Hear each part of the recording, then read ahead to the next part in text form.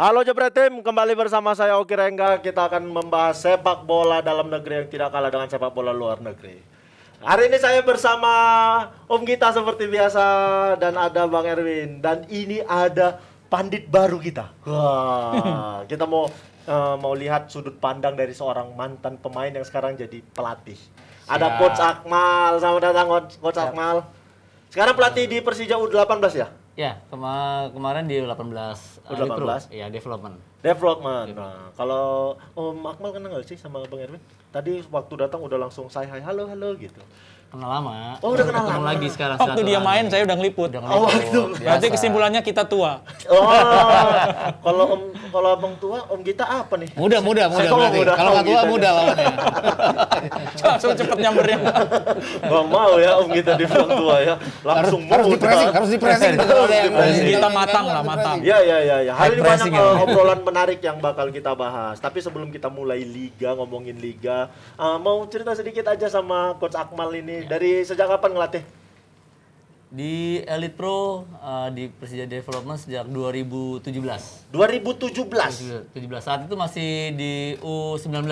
U19-nya Ya, Persija. U19 Persija. 2017. Iya, 2017. Pensiun emang tahun berapa, Coach? Pensiun 2014, saat itu terakhir main di Delta Sidoarjo. Oh, terakhir pensiunnya di Deltras. Delta Sidoarjo. Tapi kalau nggak salah Akmal ini 2001 juara bersama Persija. 2001 alhamdulillah juara Persija. Juara. Saya ada di pinggir lapangan tuh. Ah, ini Om orang kita ada di pinggir lapangan pada saat itu. Ah. Itu lawan Om kita ngapain di lapangan waktu itu? Ya, keluar kilir aja di situ. Om kita nih informasinya agak banyak nih soalnya, nanti kita korek-korek. Tapi ini hari ini memang beneran agak seru. Sebelum kita mulai ngomongin liga sama timnas, ini mau ngomongin tentang ada korban tabrak lari. Aduh, ini berat. Gara-gara mau jadi saksi kunci, itu ada ditabrak sama orang yang nggak dikenal. Padahal niatnya baik nih, dia mau buat laporan ke polisi bahwasannya dia jadi saksi untuk pengaturan pertandingan di Liga 3 Jatim. Bang Erwin udah nggak, udah langsung gini nih. Enggak. Ini masalah nggak mau ngomong atau harus ngomong apa nih? Gua gitu. mikir gini, gua ntar pulang lewat mana ya? Tapi nggak apa-apa, ini ngomongin sepengetahuan Bang Erwin saja Ya. tentang kasus ini. Gimana menurut Bang Erwin? Ya, ini kalau dibilang kebetulan kok ya terlalu ini ya, too good Naif. to be true ya, Ya. too good to be true. Karena kan beberapa waktu yang lalu kan di Liga 2 Sudah juga pernah juga sebenarnya sebelumnya ada Betul. kasus Krisna Hadi Betul. yang ketika mau dijadiin saksi, terus dia kecelakaan. Besoknya ya? Iya, besoknya. Besoknya Ini mau sekarang- jadi saksi, Krisna Adi ini besoknya mau dijadiin saksi gitu ya. Mau ngomong ke wartawan juga. Malamnya dia kecelakaan dan Bener. kecelakaannya lebih parah dibandingkan dengan Zaeka Dengan Eka, Wulandari. dengan Iya, Eka, iya. lebih parah. Jadi cederanya lebih parah. Tapi ini tadi kok kayaknya kebetulan kok Iya, ya iya, kan iya, kok iya. sama gitu kan ya. Kalau nggak kebetulan kok sama dan kasusnya mirip banget gitu. Kasusnya mirip sebenarnya. Iya. Kalau Om kita ini sebenarnya ulah mafia atau gimana sih? Gue nggak tahu, nggak ada bukti bahwa gue tidak menyelidiki dan tidak ada bukti bahwa itu ulah mafia. Tapi gue juga tidak percaya dengan namanya coincidence. Jadi ya rada ke arah situ mungkin ada ya. Tapi itu kan harus ada penyelidikan yang lebih lanjut bahwa itu memang ada seperti itu. Tapi ya jadinya memang agak seperti apa ya? Kenapa kasusnya terlalu berdekatan dengan kejadian pada saat dia menjadi saksi untuk melaporkan. Iya, Itu aja. benar. Kalau aku manggil Abang aja ya, Bang Akmal. Boleh. Waktu di Abang pada saat main dulu, Ya. kasus-kasus seperti ini ada nggak sih Bang kira-kira? Oh, coach ya. Ya, Oh ya, sekarang sudah jadi coach Akmal. Ya. Pada saat pada saat coach Akmal ngelatih pas main, ada nggak kasus-kasus kayak begini? Yang pasti ada, tapi kita nggak tahu. Jadi kita sama pemain juga, mungkin nih kalau saya satu tim sama Bang Erwin sama Bang Gita, saya nggak tahu nih Bang Gita terkena apa enggak. Jadi emang sama pemain juga kita nggak tahu, itu saling tertutup juga. Sesama pemain. Pemain juga. Bener. Jadi kita sulit ya untuk memvonis pemain itu kena apa enggak. Terlibat atau enggak? atau tidak. Karena kita sendiri sebagai pemain nggak tahu ya. Betul. Betul. Tapi pernah nggak diajak kira-kira? Pernah, kalau tawaran pernah. Oh, pernah. Sampai kita waktu 2007 saat itu saya main di Sulawesi Utara. Saya nggak sebutkan namanya timnya. Nah, di situ jadi kita ada jual beli lah. Maksudnya dalam arti kalau lu main di kandang gua lu harus kalah ya. Iya. Tapi kalau gua main di kandang lu pasti menang. Kayak kita kasih poin, Tukar-tukaran aja. tukar Tukar-tukaran poin. aja. Nah, akhirnya di situ juga head coach pun juga nggak ada berada di bench. gitu. Nggak ada brand defense. Jadi ya emang ada head coach, nggak ada head coach, nggak ada pemain asing, jadi pemain-pemain cadangan aja yang main. Jadi sebenarnya udah lama, tapi ya motifnya kita nggak tahu lah ya. Iya, Ya, kayak gitu. Ya, Lebih masing-masing aja. merendahkan kualitasnya tim jadi ya. Setuju. Jadi kita udah latihan lama-lama, kita udah latihan seperti apa tahu lah, pokoknya kita udah kerja keras, udah persiapan tim. Akhirnya kita untuk bermain untuk mengalah. Iya. Karena sebenarnya memang kasus-kasus kayak gini sebenarnya banyak.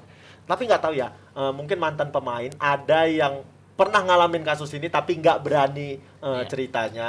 Kayak Coach Akmal kan sebenarnya pernah ngalamin tapi selama ini nggak berani ceritanya. Betul. Karena memang kita tidak tahu perlindungan kita bagaimana kalau kita mau cerita seperti itu. Iya kan Bang Erwin? Iya, dan tapi sebenarnya gini, oke, kalau misalnya selama ini kasus match fixing ini susah untuk ditangkap ya, untuk ditangkap.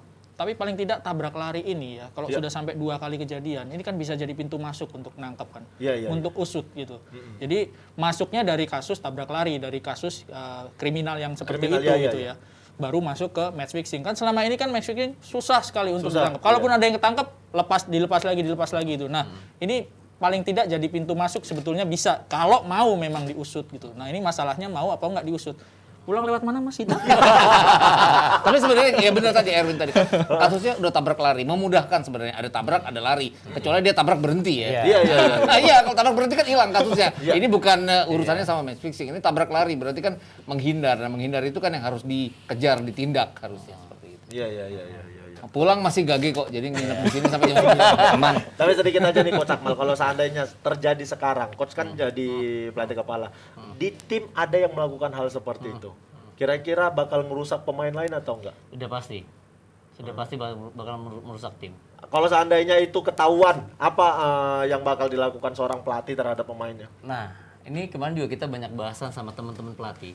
Ya, kita banyak discuss masalah pemain yang terlibat atau tidak.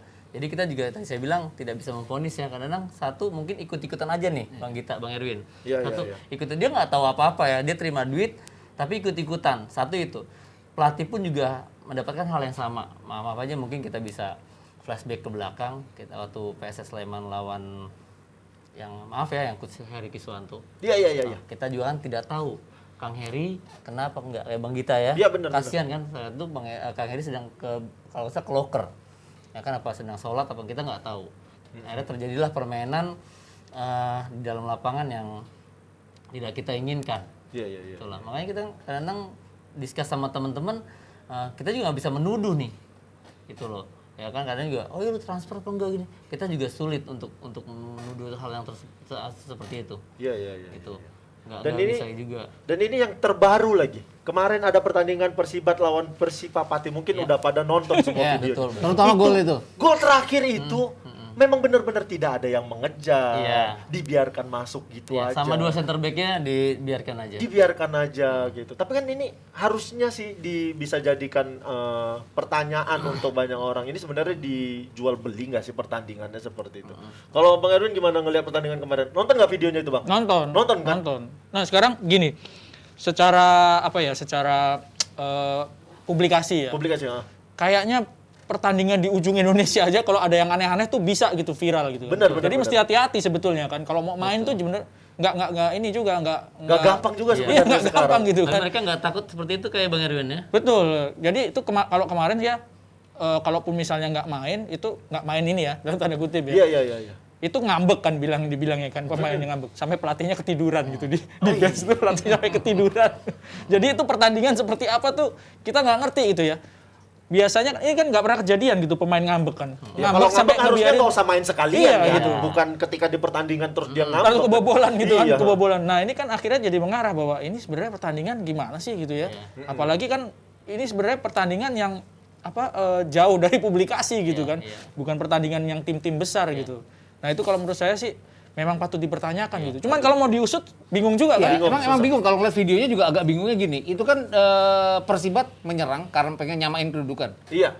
Skornya 2-1. Itu kan udah lewat 90+5. Injury time itu kan 3 menit. Jadi udah lewat injury time. Jadi ada bisa aja mereka beralasan bahwa ini kesan mereka udah putus asa gitu loh. Kalau melihat bahwa mereka diem aja begitu ada serangan dan Trihandoko bikin hat-trick saat itu. Iya, Jadi iya, iya. ada alasan kayak gitu bahwa mereka akan melakukan itu. Jadi memang penyelidikannya akan sangat menyulitkan karena itu hanya bukti video evidence. Apapun kan di menit-menit akhir terkadang tim yang bisa dibilang ini last attack gitu kan. Sentuhan terakhir setelah itu wasit akan meniup peluit dan dengan peluangnya ada di tim yang sedang unggul ya, tim yang nggak unggul itu ya otomatis akan merendahkan. Tapi memang naif banget ya nggak mau bermainnya seperti membiarkan lawan 3 lawan ya bahkan kalau kita lihat dan tidak ada tarikan buat jebakan offside sama sekali di situ. Kalau Coach Akmal kan mungkin ngelihat juga videonya. Apa pemainnya kecapean mungkin karena udah di menit 90. Kalau saya ini bertentangan sama hati saya sebagai seorang pemain. Saya main bola dari awal dari SSB sampai saya di profesional atau di top level. Kalau pemain ngambek itu, ini kita bisa Bang Gita ya, tuh nggak ada tuh main ngambek kayak gitu. Saya ini sangat betul Bang Gita, seharusnya nggak ada ini. Ini saya sangat antipati, saya miris banget Bang Erwin. Kalau alasan pemain ngambek nggak ada tuh anak SSB ya kan sampai anak U6 7 8 tahun di grassroots mereka ngambek sengambek-ngambeknya mereka masih tetap main kok, Benar. Benar. Kan gila gitu. Ini saya mantan pemain, saya melakukan hal tersebut Iya. Bang Ogi. Gitu loh. Sengambek-ngambeknya kan nggak kayak gitu banget gitu loh. Apalagi pertandingan resmi. Apa gitu ya. pertandingan resmi? Satu mempermalukan timnya, satu lagi mempermalukan Diri dirinya sendiri, sendiri. ya. Betul, Sudah Bang. pasti klub-klub tahun depan nggak mau nih pakai pemain ini. Iya. Takut kan tahun Bener. depan dia mainnya kayak begitu lagi. Maaf Bang Ogi, ini bukan pemain aja. Ini the behind timnya ini gimana sih? Kita kan juga kan tadi saya bilang kan nggak bisa memvonis pemain itu. Ini ada di belakangnya ini siapa gitu loh. Ya, Terutama pelatih. Ini pelatih ini gimana? Gitu. Head coach ini gimana? Dan di situ juga ada manajer. Ya kan? Di situ juga ada struktur-struktur pertandingan juga ada. Kenapa nggak ada yang mengingatkan Nggak ada mungkin? yang ingatkan, mereka kan Kenapa mungkin dibiarin gitu aja? dibiarin begitu aja. Ini mereka masih baru. Ayo dong, sama-sama dong ya kan? Ya, Ini kalau ada memang apa? mau sama-sama, ayo mudah-mudahan ini PSSI bolehlah diusut bener-bener nih kasusnya gimana Betul, kayak betul. begitu. Ya sebenarnya memudahkan ya ada segala macam video evidence dan segala Betul, macam Bang itu Ita, memudahkan. betul. Dan terakhir ini ada kasus yang terbaru PSS kalah. Terus omah PSS dibakar sama salah satu supporter gara-gara kalah sama Persita. Maksudku ya kok fanatik tapi jangan merugikan juga kan. Kayak begitu.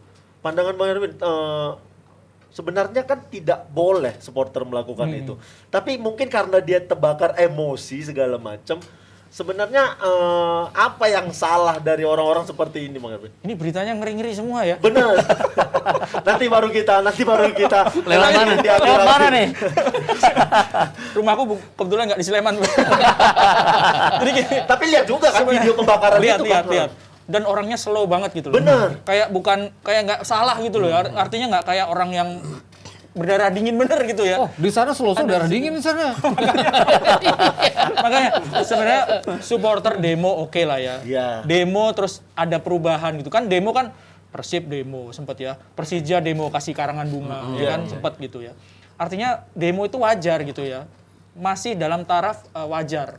Meskipun jangan sampai bakar-bakaran. Supporter Persib juga sempat bakar-bakar kan ya. Iya. Tapi yang dibakar ban, Bener, bukan kantornya klubnya gitu kan. Ini kan aduh. Nah, Saya nggak itu bukan fanatik lagi. Itu bukan fanatik, Iya. lebih ke kriminal dia Kriminal, sekarang. kriminal. Kalau Kriminal, dibilang kayak ini ya ekses bahwa mereka diakomodir sih ya dari awal kan. Awalnya kan balik lagi kilas balik Marco mereka tuntut keluar. Iya. Jadi mereka seperti ada ya kalau gua melakukan sesuatu akan diturutin gitu. Arthur Irawan keluar. Setelah itu kan secara nggak sengaja juga mereka catat 2 kemenangan di 2 pertandingan terakhir series kedua. Terus mulai masuk series ketiga kan harapannya tinggi. Tapi agak melempem lagi gitu. Tapi Agak turun draw lagi terus performa. kalah ya. Jadi itu tadi otomatis bahwa kalau gua bakar diturutin menang lagi nih gitu. Mungkin pikiran Mungkin mereka pikirannya jadi seperti itu. Ya, tapi nggak benar itu Iya, sebenarnya. tapi ya dia itu udah tindakan oknum Iya, memang bisa, sudah pasti. oknum. Kalau kayak begitu tidak mungkin supporter militan, pasti Iya. oknum lah yang kayak begitu. Ya mudah-mudahan bisa ditangkap juga tuh. Habis itu dicari tahu mungkin ada orang di belakangnya kan yang nyuruh dia, mungkin bukan dianya kan. Mungkin mau dijadiin pasar. Biasanya kalau bakar itu mau dijadiin pasar kan atau jadiin mall. Biasa Atau dijadiin Coach mall. Akmal nih, memang benar. Atau jadiin mall. Ya. Kalau ada lahan kira-kira nggak bisa diapa-apain Iya, dibakar. dibakar dan jadi mall, Iya, gitu loh. aduh, Coach Ini ngeri Akmal semua ini pembicaraan. Ya udah kalau nggak usah kita ngomongin itu lagi, kita mau pindah ke timnas yang 2 pertandingan terakhir dia berhasil menang. Yang pertama lawan Myanmar, yang kedua dia menang lawan Antalya Sport. Ada perkembangan di permainan timnas kira-kira. Om, kemarin kita ngomongin timnas tuh kurangnya di striker. Striker, ya. Nah, dia apa Coach Sintayong nonton kayaknya dia ngedengerin Om Gita, oh Iya. iya nih strikerku kurang nih gitu. Kalau dipikirkan dari kemenangan 4-1 dan 4-0 itu ada 3 pemain yang cetak gol di 2 pertandingan. Iya. Lini depan jalan, artinya ada Ezra Walian. Kemudian ada Ricky Kambuaya juga bikin gol juga ya. Witan juga bikin gol. Terus kalau pertandingan pertama ada Irfan, kemarin Evan Dimas ada Irfan Jaya bikin, terus Evan Dimas kemarin bikin gol. Tapi kan kalau kita lihat lawannya satu Antalyaspor, terus satu lagi Myanmar ya artinya. Tanpa mengecilkan arti dari timnas, apakah timnas juga akan bisa mencetak gol pada saat lawannya lebih canggih dari 2 tim itu? Gitu yang harus jadi persoalan. Tapi intinya adalah mereka bisa bikin gol. Itu yang penting untuk masuk ke AFF nantinya. Setidaknya secara moral mereka bisa beranggapan bahwa kita sudah bisa cetak gol, sesuatu yang tidak bisa mereka lakukan di pertandingan-pertandingan sebelum itu.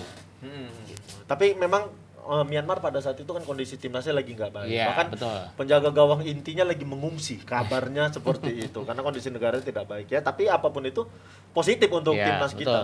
Dari Bang Erwin sendiri? Kalau dari saya sebenarnya kalau Mas Gita kan ngomong dari soal moral ya. Kalau dari saya soal spiritual. Spiritual. Nggak, maksudnya gini. Spiritual. Gini. Lalu gimana nih? Oke. Spiritnya dicuil. Positif. Positifnya gini, banyak pemain timnas yang bisa cetak gol gitu ya. Nggak ngandelin cuma satu orang aja. Betul. Cuman masalahnya kita lihat masalahnya adalah strikernya belum bisa cetak gol juga. Ya kan ada Dedik ya. Terus ada Heri Yudo, nggak cetak gol. Yang cetak gol Ezra. Ezra di klub bukan main striker. Iya. Ya kan? Oke lah ada solusi untuk bisa naruh Ezra di posisi striker dan dia akhirnya cetak gol di 2 pertandingan itu. Tapi PR-nya kalau misalnya striker yang asli ini belum bisa cetak gol, nah ini kan masalah moral juga kata Mas Gita. Real Bener number gitu. 9 belum bisa cetak gol. Iya, yang ditugasin untuk cetak gol. Kalau striker lo main jelek kayak apapun nggak apa-apa asal cetak gol. Asal cetak gol, ya kan? Betul, Coach setuju. Amal ya. Karena itu tugasnya kan Iya, memang. sejelek-jeleknya gitu ya. Tapi ini Mesin masalahnya. ATMS itu, mesin ATMS itu. Heeh. Betul. Nah, masalahnya sekarang belum bisa cetak Belum gol bisa juga. cetak gol. Nah, positifnya itu tadi yang nggak striker bisa cetak gol. Untungnya ya, alhamdulillahnya. Atau mungkin memang strateginya kayak Strateginya mungkin seperti itu. Kalau ngomongin strategi, Coach Anmal Coach paling Anmal, mungkin ya. ngerti nih. Di bawah Sintayong gimana permainan timnas? Ada kekurangan dari fisik mungkin atau apa? Ada kekurangan? Ya, kita kembali lagi ke mentality ya. Ke mental. Ke mentality. Kalau mereka bermain secara tim ya, tapi memang butuh proses. Ya, apalagi sama tim Sintayong ini udah berapa lama nih kira-kira Bang Gita kalau menurut Bang Gita? Sekarang sama Sintayong. Mereka yang juga senior. cukup lama ya. Cukup lama ya Bang Erwin ya. Walaupun yang kesulitan Sintayong adalah sejumlah pemainnya ya banyak yang dipanggilnya secara bergantian ya. Kemarin kan terakhir setelah menang lawan China Taipei mau tidak mau hanya 2 pemain setiap klub gitu, karena peraturan gitu kan. Peraturan yang disepakati bersama oleh setiap klub. Jadi ya itu tadi kekurangan Sintayong adalah dia tidak bisa memanggil pemain yang itu aja. Karena contohnya waktu lawan China Taipei kan ada Hernando Ari ya, penjaga gawang Persebaya yang bagus. Tapi nggak bisa dipanggil kemarin. Kenapa? Karena Persebaya hanya boleh dua pemain. Dan sudah ada 2 pemain dari Persebaya itu. Itu tadi kekurangan dari Sintayong. Kalau dari taktikal sih saya bilang ya anak-anak sih harus berani juga ya. Jadi di depan itu kan cepat ambil keputusan aja sih. Jadi kadang bagaimana striker ini kan gak hanya striker, mungkin ada wing-wing ini bisa cepat ambil keputusan.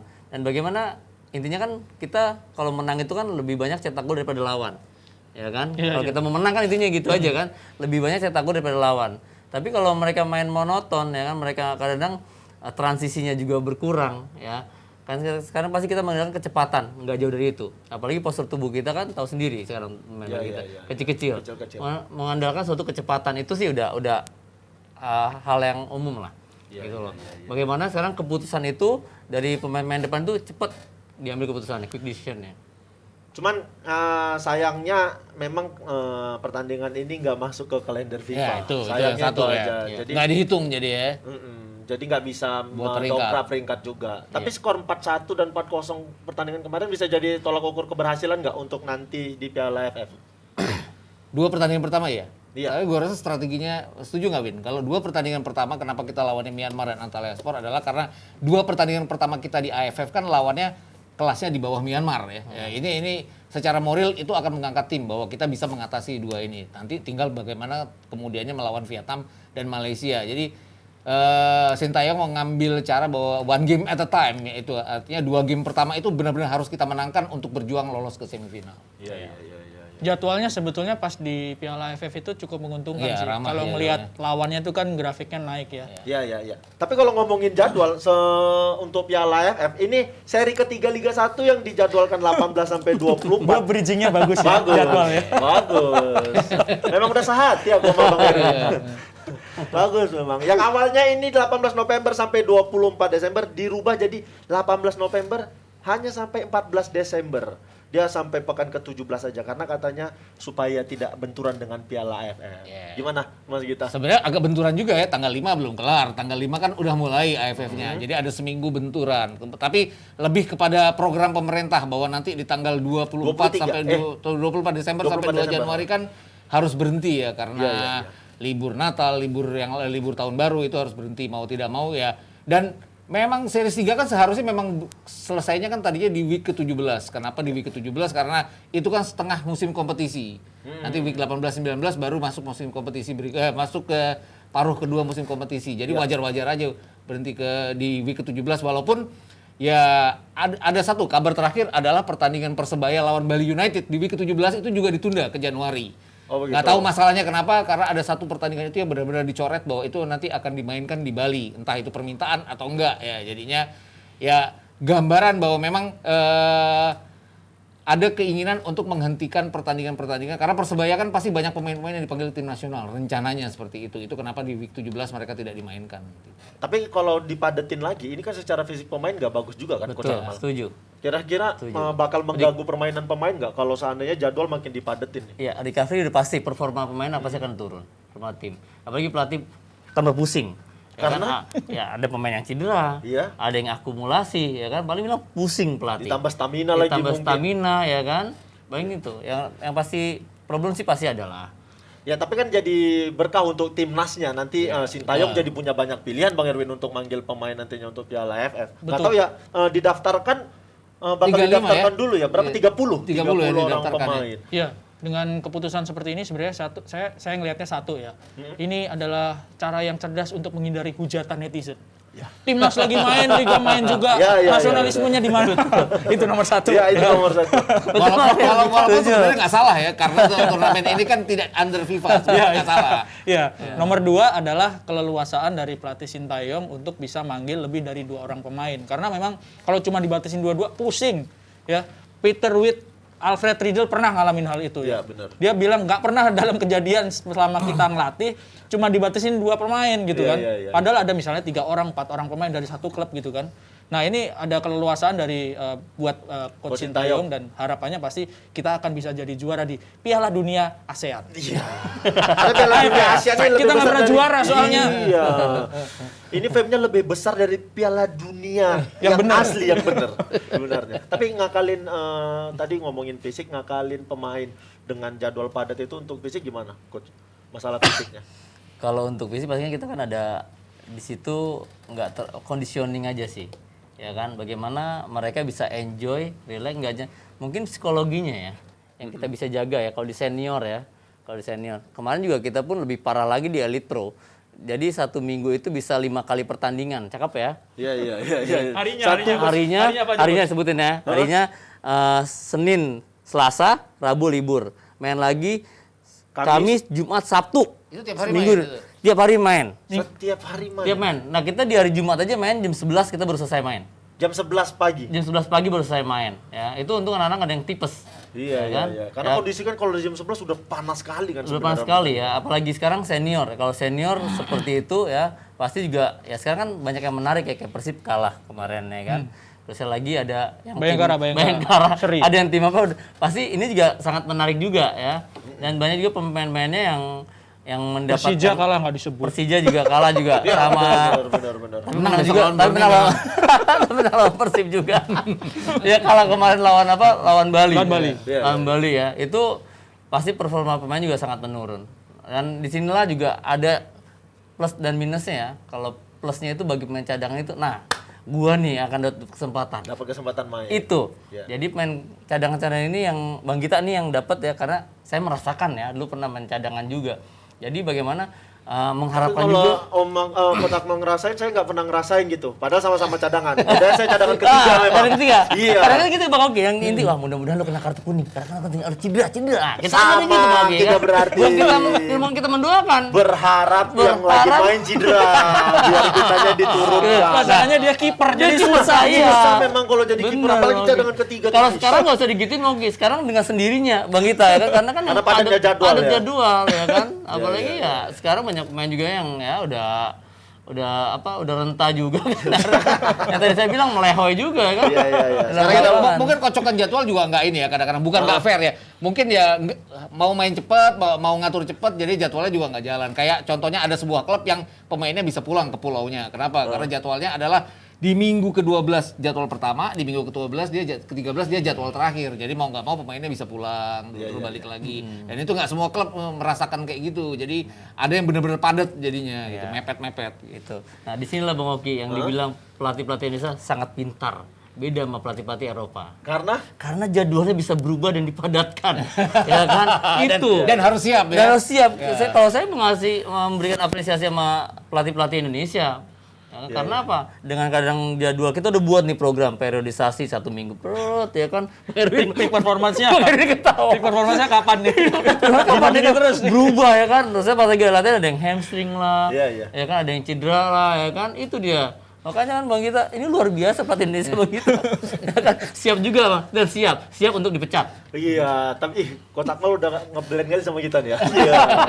Keren sekali Kotak Mal nih. kan ada di sana under kiri gua. Oh, lagi dipantau. yang mantau tuh lagi mikir tadi, week 18 19 nggak ada. Ini kuota siarannya berkurang jadi pindah kita. Tapi kalau ngomongin kuota siaran kan ini ngomongin Liga 1. Kemarin Persib kalah sama Arema. Enggak. Di luar dugaan sih sebenarnya. Persib harusnya bisa memenangkan pertandingan setelah dia menang 4-0 lawan Persiraja. Persiraja. Kenapa dia kembali kalah gitu? Apakah memang Aremanya yang sudah semakin solid atau gimana, Um? Sebenarnya kalau dilihat kan Aremanya meningkat ya dari series pertama, series kedua, series ketiga mereka meningkat. Artinya mereka belum kalah sejak week keempat ya. Mereka belum kalah sejak week keempat. Jadi nggak heran sebenarnya kalau mereka kalah dari mereka kalah dari Arema. Dan kalau kita lihat kemarin kan gimana yang menonjol dari Arema kan satu Carlos Fortes, kemudian ada Adilson Maringga. Itu golnya datang dari Maringga kan, benar-benar dari lemparan jauh Maringga, terus serangan balik yang cepat, yang bikin pertahanannya Persib kewalahan. Terus kalau dilihat mereka baru menang dari Persiraja. Persiraja juga sebelumnya kan kalah 1-4 dari Barito Putra. Dari Barito. Jadi bukan gambaran bahwa Persib sudah bangun dengan kalah dari Persiraja setelah mereka kalah dari Persija. Lawannya aja memang yang Ya, ya jadwal wajar yang kalah lebih ya. menguntungkan bahwa mereka ada di tengah, Persiraja ada di tengah-tengah antara Persija dan Arema. Finansial berpengaruh nggak sih? Om, kira-kira sama ini ya mungkin kita tanya Coach Akmal. Ya. Coach, kita kalau dikasih bonus habis Iya. pertandingan itu sebenarnya menaikkan itu kita semangat kita untuk menang betul. pertandingan. Ini Arema saat ini memang lagi dapat orang yang lumayan punya uang untuk kasih mereka Iya. semangat. Kira-kira itu jadi faktor penentu nggak sih? Pastilah kalau udah di senior kan faktor penentu. Saya pernah nih, maaf, saya lihat itu Juragan 99. 99. Doakan Arema menang nih menit 89. Menit 90 habis selesai. Tenang, bonus akan segera kirim. Dia foto uangnya. Wah, saya kalau jadi pemain, uang nih gitu. Jadi pemain kayaknya saya harus menang tiap pertandingan nih, betul. Soalnya gini, sorry Coach Akmal. Dalam kondisi lelah, ya kan, jadwal padat, ya kan, lawan berat, apalagi sih yang bisa disuntikin ke pemain? Bener. Iya, selain bonus. Selain Ini bonus. gede-gedean bonus aja nih Iya. tim-tim kaya ini. Betul, Iya kan? betul. Persija lawan Persib, Arema, ada Persebaya, udah gede-gedean bonus aja. Sama-sama kakinya sama-sama melehoy kata iya, Coach iya, Akmal mulai, tadi. betul. Memang Bayangkara bonusnya nggak gede. Ya iya Bayangkara juga. Kirain Bayangkara Mau Coach Akmal Iya. lagi. Iya, Kalau iya, soal iya, teknis iya. gimana? Iya. Jadi emang pemain mengharapkan itu. Kemarin juga pas Persija lawan Persib ya kan, itu juga kita dengar-dengar kan, wah, gila itu bonusnya kalau dengar-dengar sampai MM-an ya kan. Dari ya waktu udah pertandingan itu waktu aja. pertandingan itu aja. Ya kan waktu pertandingan pokoknya setiap big match itu luar biasa Persija tuh mendapatkan bonus gitu loh. Saya bilang ya, gimana pemain nggak mati-matian ibaratnya rumput pun bisa dimakan ya kan. Kayak gitu. Bagi pemain muda pun juga kan luar biasa menunjukkan performanya kalau bagi saya. Di situ kesempatannya. Ya kita yang namanya senior Bang Erwin, Bang Gita ya apalagi yang kita cari pasti menang dan uang. Oh, makanya kalah sama Bali karena Bali bonusnya lebih gede. Bisa jadi ya kan. Pasti. Itu Nadio, Jadi- Nadio kakinya bisa kayak kalajengking itu kan bonus itu pasti. Iya, Jadi iya, bukan iya. karena strategi, karena besar-besaran bonus nih ya Om. Sebenarnya Nadio itu kakinya udah berat, tapi karena ada bonus jadi ngangkat. Bonus udah pasti lah. Tapi yang sayang Bayangkara nih, di tengah performa yang baiknya dia kemarin seri lagi sama PSIS. Padahal PSIS juga di seri Seri ketiga ya, nggak dan terlalu ini ya. pertandingan ini dia nggak konsisten. Dari series kedua sebenarnya Dari mereka series ya. kedua, ha. Sejak ganti pelatih mereka kan jadi agak Jadi nggak agak konsisten goyang ya, mereka agak goyang. gitu.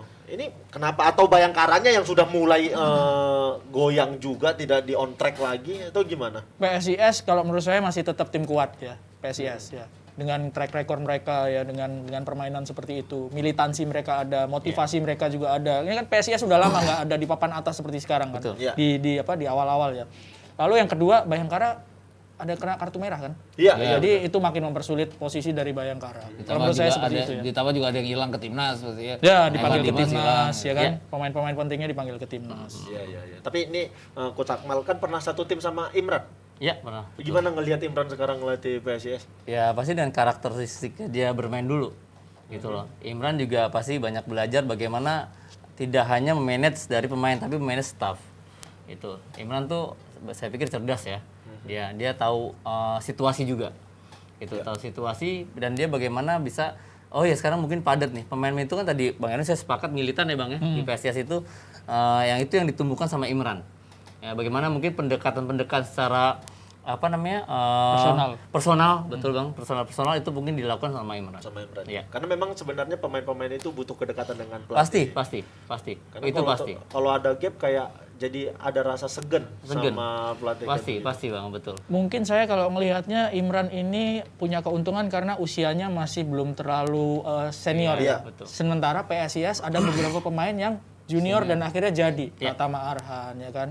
Pemain-pemain yang gap usianya dengan pelatihnya tuh nggak terlalu banyak gitu, sehingga sangat mungkin ya, ini udah lama nggak ngobrol juga sama kakak Im ini kan, sangat mungkin bahwa Imran lebih mudah ya untuk dekat sama pemain-pemain terutama yang junior gitu. Iya, iya, iya, iya. Dan Tapi ini penyampaiannya Nah, ini Ogi, kayak saya tahu penyampaian Imran tuh ke pemain enak. Imran tuh kan bisa untuk menyampaikan pemain, jadi pemain mengerti apa yang pelatih inginkan gitu loh. Jadi bagaimana pemain itu kan harus mengerti, harus memahami permainan yang pelatih tuh menginstruksikan dari strategi dan taktikal. Gitu loh. Mungkin Imran tuh penyampaiannya bisa diterima sama pemain-pemain yang ingin dipasang jadi starting line up-nya. berarti ini bisa dilakukan pelatih-pelatih lain untuk ngelakuin itu ke pemainnya juga. Betul. Tapi ini tadi ngomongin Arema Persib, kita masih ngomongin bonus aja dari tadi. Kita nggak bahas pertandingan mereka nih sebenarnya.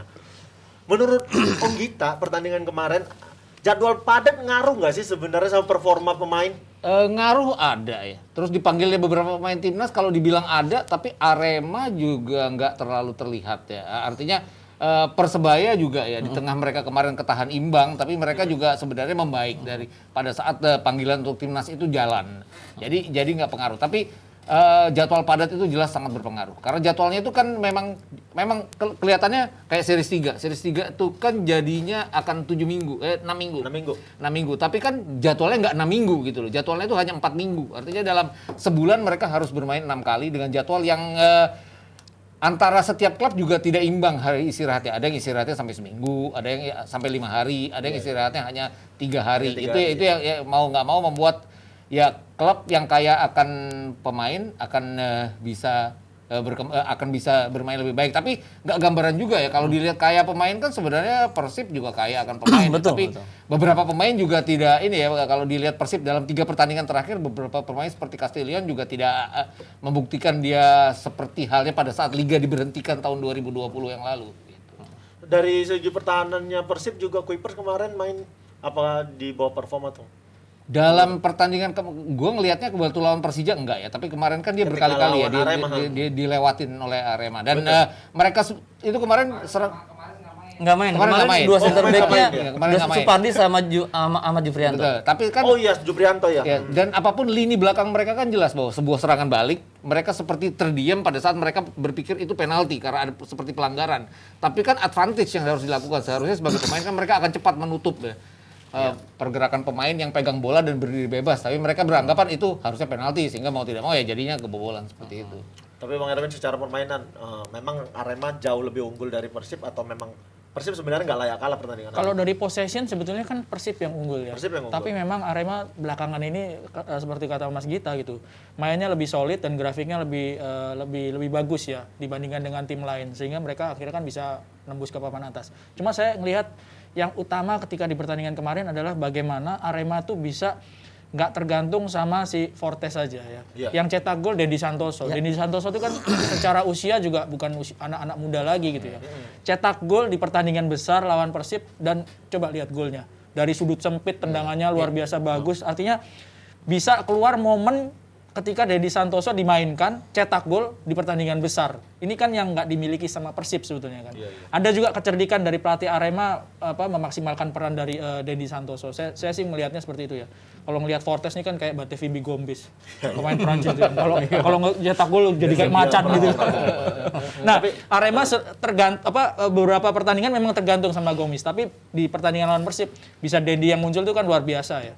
Tapi sedikit aja Coach Akmal, kehilangan Iqbal Nepo sama Kuipers di Persib, apa memang berpengaruh sebesar itu? Sangat pengaruh. Jadi kalau saya lihat Persib sangat bersandar sama mereka.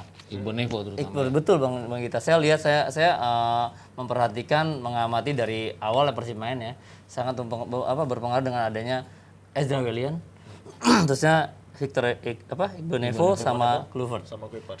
Sangat berpengaruh tidak adanya mereka. Kalau Arema, saya kembali ke Arema, saya lihat Arema dengan tadi tidak mengandalkan Fortes. Jadi pemain-pemain yang mendukung Fortes ini sangat support dan mereka yang malah bergerak. Mungkin Fortes kan menjadi dijaga ya Bang Gita ya, sangat dijaga sama dua center back-nya ini. Malah jadi membuka ruang untuk pemain lain. Membuka ruang untuk pemain yang lain ya. Apalagi saya suka lagi sama Tawainela. Ridwan Tawainela itu sangat berkembang sekali dan berani pegang bolanya. Jadi iya, betul. Makanya jadi perhatian ya. Jadi perhatian. Jadi bagaimana tuh setiap Ridwan pegang bola di situ tersedotlah pemain dan situ terbuka ruang. Itu di mana ruang-ruang tersebut bisa dimasukin dari pemain yang lain. Iya. Dan kemarin di pertandingan Persija kita milih siapa yang lebih tajam antara Spaso sama Simic. Akhirnya Spaso lebih tajam daripada Simic. Kenapa Persija setelah menang lawan Persib dia bisa kalah sama Bali? Saya berpikir kemarin ya Nggak harus kalah sebenarnya. draw kayaknya cocok. Tapi kenapa bisa sampai kalah Persija? Masa mentalnya langsung turun setelah menang atau gimana sih? Lawannya kelas berat ya. Ya tapi secara peringkat juga tidak terlalu lah. Tapi emang mereka menanjak ya Bali United. Bali United Di ya. akhir putaran di akhir series kedua sama awal series ketiga mereka menanjak permainannya walaupun belum kayak Bali United di tahun 2019 waktu mereka jadi juara. Terus kan itu tadi kalau kita bicara bonus ya itu tadi yang nggak bicara bahwa bonusnya lebih gede atau gimana, tapi Simic menyia-nyiakan peluang yang seharusnya bisa membuat Persija menyamakan kedudukan. Kalau candanya supporter Persija kan targetnya Persija ngalahin Persib aja. Katanya gitu. Bukan kata Jadi gue lah. kompetisi panjang. Targetnya ngelawan Persib aja. Tapi memang nih Coach Akmal kan mungkin sudah pernah. Sebenarnya gue no komen juga gitu. Ya kan? Tapi bukan itunya. Tapi apakah ada motivasi lebih ketika ngelawan Persib dengan ngelawan tim-tim lain? Udah pasti. Sudah pasti. Itu nggak hanya di seniornya aja. Soalnya juga saya merasakan sebagai pemain itu lawan Persib emang jauh beda. Secara Anak-anak junior gitu juga. Junior juga sama. Kemarin junior juga lawan Persib kayak gitu, ya kan? Jadi lawan Persib aja tidak hanya kita dalam taktik strategi, tapi yel-yelnya pun ada Persib solawatan, sama Persija juga ada. Wah, luar biasa di sini. Ada faktor religiusnya tuh yang diberikan gitu loh. Bagaimana kita bentuk mereka ini beda loh daripada yang lain. Boleh kita sama yang lain kalah tapi jangan sama yang ini. Tapi apa pelatih ada nggak sih ngasih instruksi ketika di pertandingan Persija Persib? Apakah ada instruksi berbeda kayak saya nggak mau tahu di pertandingan lain mungkin kalian bisa bermain buruk sesuka hati, tapi yang pasti di pertandingan hari ini kalian harus menang pertandingan. Ada nggak sih pelatih yang kayak begitu? Udah pasti ada. Bahkan di usia-usia 18, 16 Udah diberikan kayak gitu Bang Oki. Jadi nggak hanya Persib aja. Mungkin tim-tim yang lain pas lawan Persija juga kayak gitu Bang Gita. Boleh yang lain tapi lawan Persija jangan lawan tim ibu kota. Gitu. Bagus Bang Oki, Bang Erwin. Pokoknya kalau lawan Persija itu kayak Sleman, jadi musuh bersama ya. Musuh bersama. Jadi nggak hanya Persib aja. Sleman kemarin terus lagi Persipura yang lain, pokoknya mereka lawan Persija mereka hantem aja terus. Gue pernah lihat Andri Tani sebelum lawan Persija bukan yang pertandingan musim ini. Kamera masuk waktu itu ke ruang ganti, ngeliatin dia sebelum pertandingan gimana dia nyemangatin pemainnya Ngebakar ya, lawan Bang, ya? Persija, ngebakar Ngebakar. semangat Ketika pemainnya lawan lawan Persib. Persija. Dan lihat Andri Tani kemarin waktu lawan Persib, waktu lawan Persib. Persib. Kemarin waktu lawan Persib kan ada 6 penyelamatan yang dia lakukan. Waktu lawan Bali United ya biasa aja, dia balik lagi ke Andri Tani yang Setelan pabrik. yang jadi biasa aja gitu loh jadinya. Iya. Karena memang benar, Andri Tani kan kemarin sempat cedera, sempat nggak main. Penggantinya siapa si Diksi. Diksi. Malah bermain bagus Iya, pada saat betul. itu. Ketika Andri Tani balik, dia malah kalah Iya. di pertandingan pertamanya itu. Kalau saya ngelihatnya Persija ini kayak ada beban gitu ya.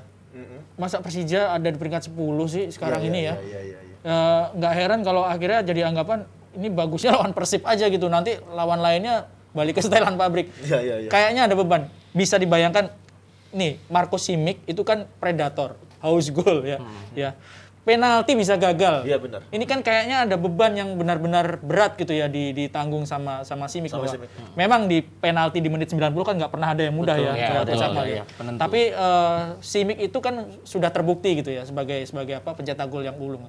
Jadi salah satu hambatan terbesar Persija sekarang ini ada beban ya. Beban dengan mereka nama harus besar tampil bagus, klubnya, ya. Mereka harus berada tampil di posisi bagus, sekarang betul. kayak begitu. Jadi pemain jadi nggak lepas kalau main Kalau menurut saya seperti itu. seperti itu. Oke, menarik, tapi ini di Liga 2 makin menarik aja. Setelah Rahmat Darmawan ke Rans, Jackson keluar dari Persipura, sekarang ngelatih Persis Solo.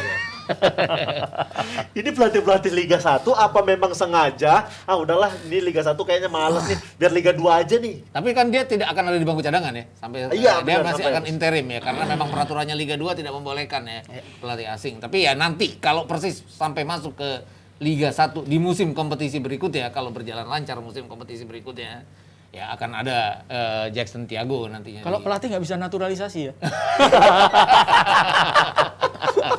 Tapi bakal bisa dapat warga negara sih, Bisa, kalau iya. sudah datang berapa tahun. Iya. Kayaknya Tapi banyak dia- juga pelatih yang udah Dia dapat cari warga negara. dia cari istri orang Indonesia, pasti langsung cepat dia. Bener, gitu caranya biar cepet. Karena lumayan juga kan bayar visanya kan, kalau iya. misalnya mereka tidak warga negara Indonesia. Ini pertandingan lagi main PSCS lawan Persis Solo nih. Yep. Ini pertandingan ini menentukan untuk PSIM Jogja. Ya, kalau ini draw PSM udah lolos pasti ya. Iya Nah, benar. Kalau seandainya PSCS yang menang, PSM harus draw tentunya. Ya, harus berjuang lagi Yap. untuk bisa lolos. Tapi udah ada di grup D saat ini yang benar-benar pertandingannya sangat menentukan. Mau yang naik sama yang degradasi sama-sama menentukan. Poinnya dekat semua mereka. Ya bahkan kalau kita lihat ya PSBS masih bisa lolos ya kalau PSBS keadaannya masih bisa kalau lolos, keadaannya iya. menolong ya artinya tim-tim lain juga draw atau harus draw lawan-lawan lainnya. Dan yang menariknya adalah 3 tim yang di bawah itu Ya. berhadapan dengan 3 tim yang ada di atas. Yang ada di atas. Dan pada saat putaran pertama di week kelima itu mereka mengalahkan tim yang ada di atas itu. Jadi ya situasinya masih bisa berbalik di grup D ini karena grup D ini yang dua-duanya belum lolos ya. Iya, dua-dua, 1-2 aja belum lolos. Bahkan peringkat ke berapa? Peringkat kelimanya masih ada peluang untuk Iya, betul. lolos ke babak selanjutnya. Bang Erwin ngikutin grup D. Ini akhirnya gue ditanya lagi. Ini bahasan yang agak-agak rawan juga. Akhirnya rawan. Gue udah diem aja biar Mas Gita yang ngomong. Wah, dong. Udah Kenapa nih? nyenggol-nyenggol Persis segala. Gue diem aja kan. Ditanya juga sama Oki. Ini kenapa emang di grup D nih? Ya persaingan merata lah ya. Bener. Persaingan merata dan memang kayaknya kebetulan juga gitu bahwa 3 yang di bawah kok bisa ketemu 3 yang di atas. Nah ini kan memang harus dicermati lah. Udah gue segitu aja lah. Oh, oke, kalau gitu prediksi aja. Prediksi aja yang bakal lolos ke babak 8 besar dari grup D. Pilihannya apa aja sekarang? Ya, ada Kalteng Putra, ada Sulut United. Apakah mereka bakal tetap ada di peringkat 1-2 atau mereka bakal kepleset di pertandingan terakhir? Kalteng Putra punya peluang paling besar ya. Kalteng Putra punya pengalaman pernah main di Liga 1 ya. Tapi Sulut tuh juga kan membawa romantisme Persema Manado. Iya, ya kan? iya. Dan 2 tim itu yang menurut saya paling Punya besar peluang. peluangnya paling besar. Kalteng Putra paling besar. punya peluang. Tuan rumah bagaimana? Nggak punya peluang? Ini rawan lagi nih pertanyaannya. Tuan rumah loh Ini, dia. coach Peluangnya lebih besar nih untuk lolos ke babak 8 besar. Ini giliran kok Coach Akmal. Tapi kalau tuan rumah punya peluang nggak lolos ke babak 8 besar, Bang Erwin? Dari Bang Erwin aja dulu sedikit. Punya lah pasti ya. Punya peluang. Non teknis pasti punya ya. Maksudnya Non teknisnya gimana sih? Maksudnya non teknis pasti punya ada pengaruhnya juga ya sebagai tuan rumah gitu ya. Apalagi di Liga 2. Tapi kan nggak ada supporter sebenarnya. Non teknisnya tidak terlalu berpengaruh. Ini non teknis yang bagaimana nih? Ini maksudnya mengarah nih, Bang? lagi. Pulang lewat mana nih? Ini kalau Gitu, lewat masih ada mana? peluangnya tuh. Mungkin ya karena sering main di lapangan itu aja mungkin ya faktornya. Jadi lebih tahu dia kondisi lapangan segala Enggak macam. juga lah. Atau iya, jadi Enggak non juga. teknis yang mana nih? Bang Erwin? Lawannya kan juga main di lapangan yang sama. Oh, jadi maksudnya non teknis yang mana nih, Bang Erwin? Oh, yang bisa membuat Persiba lolos ke babak 8 besar. Persiba ya? Iya, Persiba. Persiba ini besar juga akhirnya peluangnya ya. Kita tahu lah siapa di belakang Persija kan. Di belakang Persiba. Persiba. Iya. Iya. Di belakang iya, Persiba iya. kita tahu lah. Mereka siapa. punya peluang semua di pertandingan. Ini ketat sekali loh. Benar. Bedanya cuma 1, 2 gitu ya. Iya. Persiba juga punya peluang yang besar karena apa? Kita harus akui bahwa manajemen Persiba di belakangnya kan ada Pak Gede Widiade. Punya pengalaman juga nanganin Persija, punya pengalaman manajerial untuk menangani tim yang ada di Liga 1. Iya, benar. Ini yang harus diingat juga. Ini faktor non teknis yang harus diingat juga sih sebetulnya menurut saya ya. Emang Pak Gede kena gimana sih? Bang Erwin kok bisa punya, Bang bilang punya pengalaman segala macam? Ini durasinya masih lama ya. Kita lihat siapa yang bakal lolos di Debak selanjutnya. Sampai ketemu di Debak selanjutnya. Bye.